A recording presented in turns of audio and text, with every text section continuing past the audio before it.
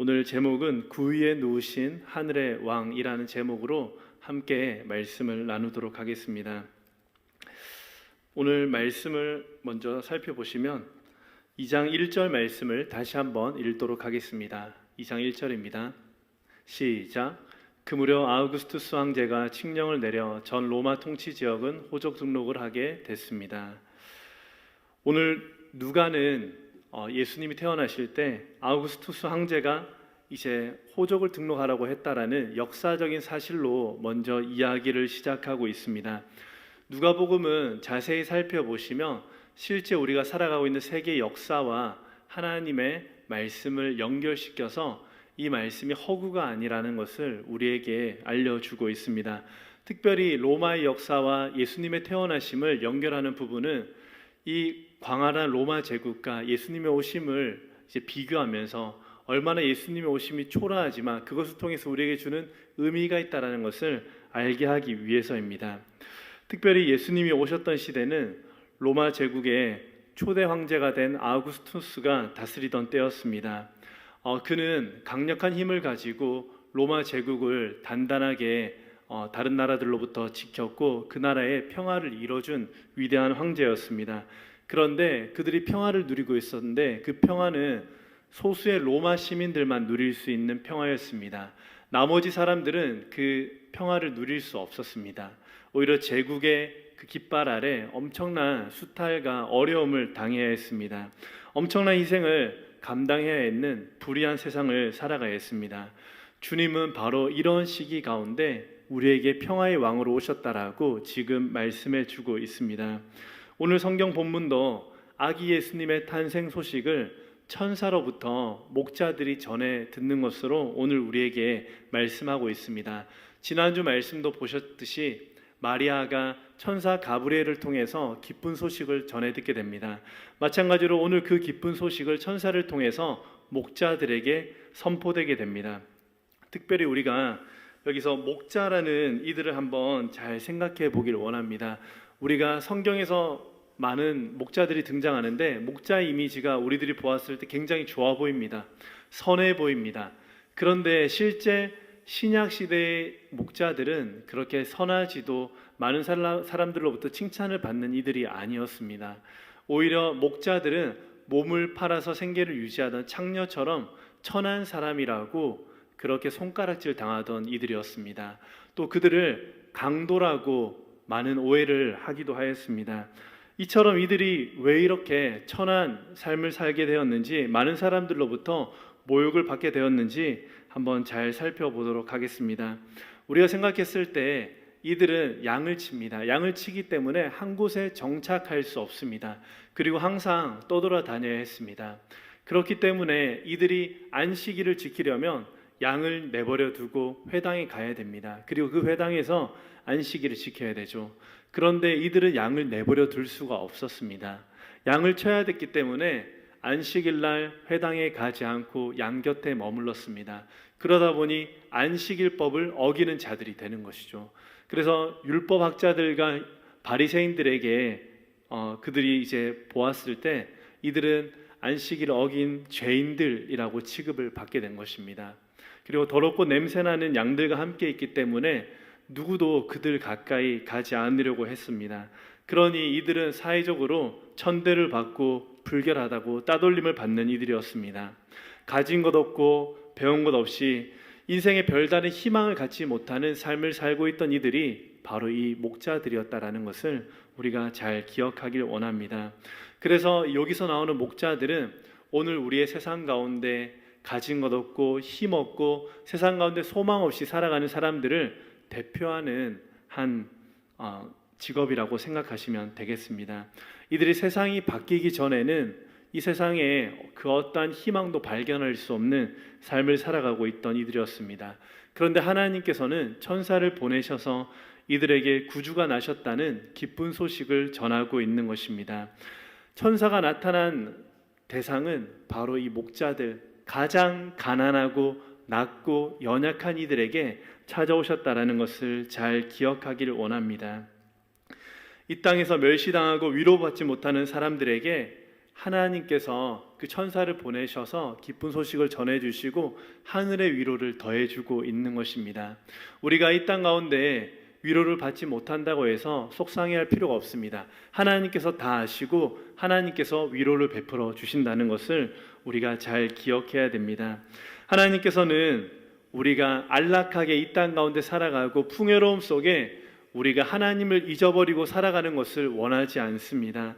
하나님께서는 우리가 절망적인 현실을 살아가더라도, 정말 우리의 삶 가운데 고통과 어려움이 있을지라도 하나님에 대한 믿음을 굳게 붙잡고 그 믿음으로 걸어나가는 우리가 되기를 간절히 원하십니다. 그리고 오늘 말씀을 통해서 우리가 한번 생각해 보아야 할 부분은, 온 세상에 미칠 큰 기쁨의 좋은 소식이, 왜 구주가 태어나셨다는 이 소식이 왜 우리에게 기쁜 소식이 되는지 한번 살펴보도록 하겠습니다. 우리 오늘 말씀을 함께 읽겠습니다. 10절 말씀, 11절 말씀입니다. 시작. 천사가 말했습니다. 두려워하지 마라. 보아라, 내가 모든 백성에게 큰 기쁨이 될 좋은 소식을 너희에게 알려준다. 오늘 구주이신 주 그리스도가 다윗의 동네에서 태어나셨다. 아멘. 10절, 11절 말씀을 통해서 분명히 기쁜 소식을 알려주고 있습니다. 그 기쁜 소식이 예수님이 태어나셨다라는 거죠. 도대체 이것과 우리의 삶이 어떤 연관성이 있기 때문에 우리가 기뻐해야 되는 것일까요? 크게 두 가지를 살펴보도록 하겠습니다. 첫 번째입니다. 우리 첫 번째 함께 읽도록 하겠습니다. 시작. 하나님은 세상 속에 직접 찾아오셔서 우리와 동행하시는 임마누엘의 하나님이 되십니다. 아멘. 하나님께서 멀리 계신 하나님이 아니라, 우리와 상관없는, 관계하지 않는 분이 아니라 우리의 삶 가운데 찾아오시는 임마누엘, 우리와 함께 하시는 하나님이 되신다라는 것을 이야기하고 있습니다. 어떤 신학자는 하나님과 우리를 이렇게 이야기를 했습니다. 하나님은 하나님이고 너는 인간이다. 하나님과 우리 사이에 질적인 차이를 이야기하고 있습니다. 하나님은 무한하시고 전능하신 분이고 우리는 유한하고 사라질 수밖에 없는 보잘것없는 존재라는 것을 이야기하는 것이죠. 저는 처음에 이 신학자 이 이야기를 들었을 때 정말 하나님과 우리 사이를 잘 표현하는 말이다라고 생각했습니다. 그런데 그 말을 들었을 때 그 어떠한 은혜도 위로도 되지 않았습니다. 하나님과 우리 사이가 굉장히 멀리 있는 것처럼 느껴졌기 때문입니다. 그런데 오늘 말씀을 통해서 우리가 기뻐할 수 있는 것은 하나님이 우리의 삶 가운데 찾아오시고 함께 하시는 분이다라는 것을 우리에게 말씀해 주고 있습니다. 만약에 여러분들의 자녀가 지금 집에 들어올 시간인데 집에 들어오지 않았다라고 한번 생각해 보십시오. 통금이 11시인데 지금 11시 30분이 되었는데도 집에 들어오고 있지 않습니다. 그러면 어떨까요? 화가 나기도 할 겁니다. 왜 약속을 어기는지. 그런데 새벽 1시가 되고 2시가 되고 아침 7시가 되면 아마 한숨도 못 주무시고 정말 걱정을 할 겁니다. 우리 자녀가 지금 잘 지내고 있는지, 밖에서 무엇을 하고 있는지 걱정이 될 것입니다. 그래서 경찰서에 전화하기도 하고 여기저기 수소문해서 우리 자녀가 어디 있는지 알아보려고 하는 것이 부모님의 심정일 것입니다. 만약 알아보다가 우리 자녀가 다쳤다는 소식을 듣게 되면 모든 것을 다 내팽겨쳐 두고 그 아이에게 달려갈 것입니다. 이것이 바로 부모님의 마음입니다. 마찬가지로 이런 부모님의 마음으로 하나님께서 이 땅 가운데 찾아오신 것입니다. 하나님께서 우리가 하나님의 형상으로 이 땅을 잘 살아가면 좋겠지만 우리가 어둠 가운데 머물면서 사탄의 노예로서 살아가고 있는 모습을 보면서 안타까워하시는 것입니다. 우리가 절망 가운데 살아가는 모습을 보면서 슬퍼하셔서 더 이상 참지 않으시고 사람의 몸을 입으시고 이 땅 가운데 찾아오신 것입니다. 이것이 바로 하나님께서 우리 가운데 오신 기쁜 소식이 되는 이유입니다. 이 기쁜 소식을 통해서 우리가 기뻐할 수 있는 것이죠. 제가 어릴 때 부모님을 따라서 물놀이를 많이 다녔습니다. 부산에 살았는데 양산이라는 곳에 내원사라는 아주 좋은 계곡이 있습니다. 그 계곡에 물놀이를 하고 있는데 한 아버지의 친구가 저를 보면서 장난기가 발동이 되었습니다. 그래서 제가 가지고 놀던 튜브를 빼서 저 물 깊은 곳으로 던졌습니다. 그래서 제가 그 튜브를 다시 찾기 위해서 물 깊은 곳으로 들어가다 보니까 다리가 닿지 않는 곳이 이제 오게 되었습니다. 그래서 물에 빠져서 허우적거리고 죽을 것 같았습니다. 그래서 숨이 잘 안 쉬지고 어떻게 하나 했는데 큰 거대한 그림자가 나와서 저를 불쑥 잡고 꺼내주는 겁니다. 바로 아버지였습니다. 아버지가 저 멀리서 친구들과 술 한잔 하시고, 저희 아버지는 지금 술 안 마시지만 그때 술 한잔 하시고 보다가 제가 물에 빠진 것을 보시고 달려와서 건져 주신 것입니다. 아버지의 마음이 그렇다라는 거죠. 우리를 내버려 두지 않으시고 어려운 가운데 있으며 건져 주시는 것이 부모님의 마음이다라는 것이죠. 불이 난 곳에 자녀가 있다면 모든 것을 내팽개쳐 두고 내 목숨이 잃을지언정 그 자녀를 구하기 위해서 뛰어드는 것이 부모님의 마음입니다. 하나님께서 우리를 내버려 두지 않으시고 너무나 사랑하셔서 이 땅 가운데 찾아오신 것입니다. 그렇기 때문에 예수님이 이 땅에 오신 것이 우리에게 너무나 기쁜 소식이 되는 것입니다. 그리고 두 번째로 아기 예수님이 탄생한 것이 기쁜 소식인 이유는 바로 이런 이유 때문입니다. 함께 읽도록 하겠습니다. 시작. 예수님은 모든 자들의 구원자 되시는 분이십니다. 아멘. 예수님께서는 우리 가운데 찾아오셔서 우리의 모든 죄를 짊어지시고 우리를 구원해 주시는 구원자가 되시는 것입니다. 당시에 이스라엘 백성들은 하나님께 사랑받는 자, 하나님께 저주받은 자로 구분하였습니다. 하나님께 사랑받는 자들은 어떤 자들이었을까요? 바로 하나님의 말씀을 잘 지키고 율법을 철저하게 행하는 사람들을 그들은 하나님께 사랑받은 자라고 생각을 했습니다. 이런 사람들은 소수였습니다.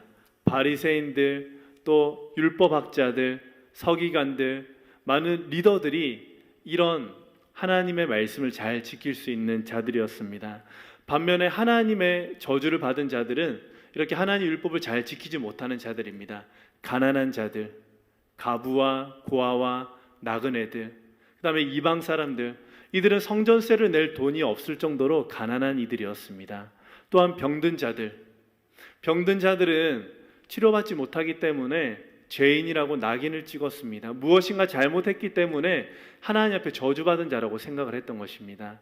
세리와 창녀, 목자들, 이런 이들은 하나님 앞에 저주받은 자들이죠. 그래서 그런 서기관과 바리새인과 율법학자들이 생각했을 때 하나님 안에서 구원을 받을 자들은 자기들이라는 것이죠. 하나님 말씀을 듣고 지키는 자들이 구원받은 자라고 생각했습니다. 그런데 예수님께서 이 땅 가운데 오셔서 모든 사람들에게 구원자가 되신다고 지금 분명히 이야기하고 계십니다. 예수님께서 오셔서 나는 병든 사람에게 의사로 왔다라고 이야기를 하고 있습니다. 그들을 찾기 위해서 왔다라고 오늘 우리에게 분명히 말씀해 주고 있습니다.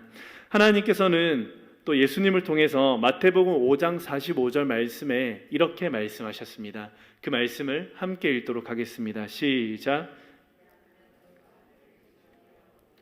아들들이 될 것이다. 하나님께서는 악한 사람이나 선한 사람이나 똑같이 햇빛을 비춰주시고 의로운 사람이나 불의한 사람이나 똑같이 비를 내려주신다. 아멘.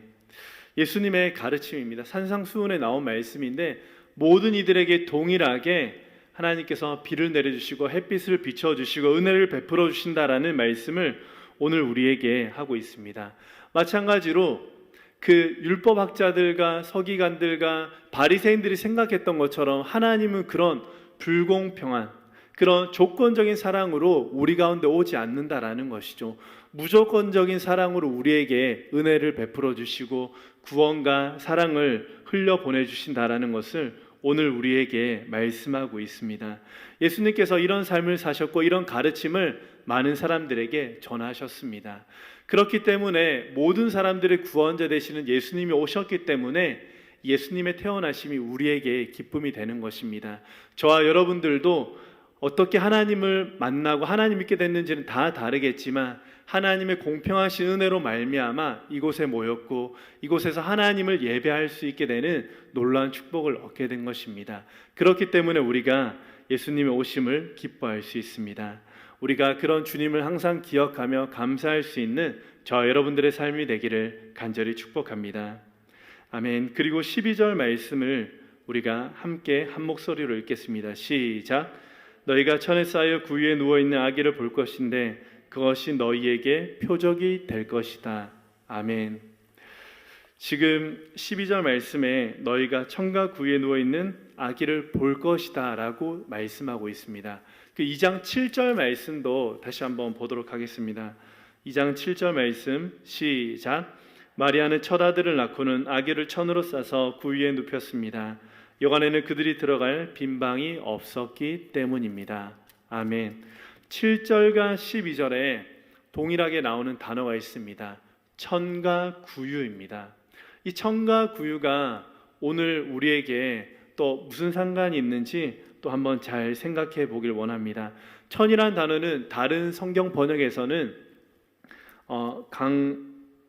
강포 갑자기 기억이 안 나네요. 강포죠. 예, 강포로 쌓여 있다라고 이야기를 했습니다. 그런데 오늘 말씀은 천으로 쌓여 있는데 이 천으로 쌓여 있다라는 의미는 아기 예수님이 이렇게 쌓여 있다라는 거죠. 그래서 아니 당연히 아기가 태어났으니까 천으로 쌓여 있는 게 당연한 거 아니야라고 생각을 할 수 있는데 이것을 통해서 우리에게 주는 메시지가 있다라는 것입니다. 천으로 쌓인 아기 예수님은 무엇이든지 할 수 있는 능력의 하나님이 아니라는 거죠. 연약하고 누군가의 도움이 필요한 존재라는 것을 지금 우리에게 잘 보여주고 있는 것입니다. 우리가 생각했을 때 예수님은 성인으로 오지 않았습니다. 아기로 오셔서 누군가의 도움을 필요로 하는 것이죠. 그리고 이 구유라는 것은 당시 이스라엘 사람들이 너무나도 친숙하게 알고 있는 것이었습니다. 왜냐하면 집집마다 이런 동물을 키우고 있었고 이 동물의 먹이를 주는 통이기 때문에 이것을 잘 알고 있는 것입니다. 이사야 1장 3절 말씀을 우리가 함께 읽도록 하겠습니다. 시작. 황소도 자기 주인을 알고 나귀도 주인의 구유를 아는데 이스라엘은 알지 못하고 내 백성은 깨닫지 못하는다. 아멘. 이사야서 1장 3절 말씀을 통해서 이 구유에 관한 말씀이 나오고 있습니다.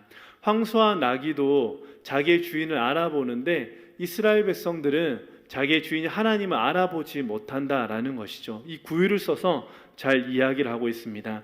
이 구유를 통해서 예수님이 낮은 곳으로 오셨지만 우리의 분명한 왕이 되시다라는 것을 지금 우리에게 다시 한번 이야기를 하고 있는 것입니다. 예수님은 하나님의 아들로서 이 땅 가운데 오셨습니다. 구주로 우리 가운데 오셨습니다. 예수님의 탄생을 기쁜 소식, 복음이라고 이야기를 하고 있습니다. 그런데 당시에 살고 있던 사람들은 이 개념들이 다 로마 황제에게 가 있었습니다. 신의 아들은 아까 우리가 나왔던 아우구스투스 황제가 신의 아들이라고 여겼습니다. 그 구원자는 바로 그 로마 황제였습니다. 자신들을 모든 적으로부터 구원해주는 구원자라고 그들이 고백했던 것입니다. 그런데 복음의 시작은, 이 기쁜 소식은 그들이 적으로부터 승리한 소식을 이야기하는 것이죠. 이 로마 황제 아우구스투스는 기원전 63년에 태어나서 기원 후 14년에 죽기까지 77년을 살았습니다. 그가 로마 황제로서 41년이라는 시간 동안을 다스렸습니다. 많은 평화를 이루었고 많은 전쟁에서 승리했습니다. 그래서 많은 사람들이 그를 존귀한 자라고 고백하였고 신의 아들이라고 구원자라고 이야기를 했습니다. 그런데 오늘 말씀에서 이 아기 예수님이 천에 쌓이고 구유로 오신 분이 진정한 우리의 구원자이시고 하나님의 아들이다라는 것을 얘기하고 있습니다. 이것을 통해서 우리에게 말하고 있는 것은 진정한 하나님의 평화는 무력으로 이루어지는 것이 아니라 제국의 힘으로 이루어지는 것이 아니라 하나님의 아들로서 무력이 아닌 하나님의 말씀으로 이루어진다라는 것을 오늘 우리에게 이야기를 하고 있습니다. 생명의 주인이 돈과 권력과 힘이 아니라 바로 하나님의 아들 예수 그리스도를 통해서 우리에게 온다라는 것을 계속해서 말씀하고 있습니다. 우리가 이것을 깨닫는 저와 여러분들이 되기를 간절히 소망합니다. 아까 예수님이 천으로 쌓여 있다라고 했습니다. 누군가의 도움이 필요하다라고 이야기를 했습니다. 제가 그 이야기를 드리는 이유는 예수님께서 우리가 주님의 마음을 알고 손과 발이 되기를 간절히 원하신다라는 의미를 가지고 있다는 것이죠. 예수님께서는 누군가가 나의 마음을 알고 나의 손과 발이 되어서 가난하고 연약한 이들, 낮은 자들을 도와주기를 간절히 바라고 있습니다. 간절히 지금도 찾고 있는 것입니다. 그것을 통해서 지금 우리에게 계속해서 말씀을 전하고 있는 것입니다. 작년 6월 달에 베트남 호치민에서 파워웨이브 친구들 50명과 선생님들 열 몇 분과 함께 60몇 명이라는 큰 인원이 아웃리치를 함께 가게 되었습니다. 베트남에는 총 한 두세 개의 민족들이 살고 있습니다. 많은 민족들이 살고 있는데 그 중에 많은 민족들은 소수민족입니다. 그래서 정부의 통제를 받고 교육을 받지 못하고 저 산간 마을 같은 곳에 모여서 살도록 그렇게 해놓았습니다. 정말 불쌍한 사람들입니다. 그런데 저희가 그들이 살고 있다는 소식을 듣게 되고 그들에게 우리가 갔으면 좋겠다라는 마음이 모여져서 하나님 아버지의 마음이란 주제를 가지고 함께 아웃리치를 섬기러 갔습니다. 그래서 저희가 그들에게 가서 그들의 살고 있는 모습을 보았습니다. 너무나 충격적이었습니다. 이렇게 좁은 길을 이렇게 버스를 타고 지나가는데요, 도로가 제대로 정비가 되지 못하고 비가 오면 물 웅덩이가 생깁니다. 그래서 차도 겨우겨우 한 대 지나갈 정도의 좁은 길이었습니다. 지나가는 그들의 집이 보이는데 거의 나무로 위에 비만 막을 정도로 정말 열악한 곳에 살고 있었습니다. 교회에 도착해서 아이들을 만났는데요, 아이들의 모습을 보곤 더 놀랐습니다. 신발을 신고 있는 아이들이 제대로 없었습니다. 그리고 한 7살 아이가 막 웃으면서 저희에게 다가오는데 기겁을 했습니다. 그 아이의 손에 정갈이, 이만한 정갈을 죽은 거를 자꾸 빙빙 돌리면서 저희에게 오는 것입니다. 이처럼 아이들의 모습을 보고 저희 호치민에 있는 중고등부 학생들은 충격을 받았습니다. 자신들이 살던 모습과 너무 다른 모습 살아가는 모습을 보고 말이죠. 처음에는 쭈뼛쭈뼛하고 다가가지 못했습니다. 근데 예배를 드리고 또 자기가 함께 명단을 받아서 선물을 준비한 친구들이 선물을 주고 또 함께 기도하고 식사를 하면서 조금씩 마음이 열리게 되었습니다. 그래서 그들과 함께 교제하고 활동을 하고 복음을 전하고 또 그들과 함께 시간을 보내는 또 귀중한 추억을 함께 얻었습니다. 저희가 처음에 갔을 때 내가 많은 것을 가지고 있으니 나의 것을 나눠주고 도와줘야지라고 생각했는데 그런 마음보다 오히려 그들의 아픔과 그들의 없는 것을 보고 오히려 하나님의 마음을 알게 되었습니다. 그들의 필요한 것이 보이고 그들을 위해서 어떻게 하면 내가 도울 수 있을까를 생각하는 그런 시간이 되었습니다. 그래서 이것이 이례적으로 끝나지 않고 아이들이 돌아가서 그 아이들을 위해서 필요한 것을 또 준비하고 또 보내는 그런 시간이 되었습니다. 한 선생님은 그 아이들이 신발 없는 것을 보고 상처난 발을 보면서 샌들을 100개를 준비해서 그 아이들에게 보내주는 또 일들을 했습니다. 우리가 낮아진 곳을 향해서 나아갈 때 하나님께서는 우리에게 보게 하십니다. 그들의 필요가 무엇인지, 내가 그들의 무엇을 채워줄 수 있는지 그렇게 나아가기를 원하시는 것이죠. 그렇게 우리가 낮아지고 섬겨질 때 하나님 아버지의 마음을 느끼게 되고 하나님의 사랑으로 풍성해지는 그런 귀한 시간이 됩니다.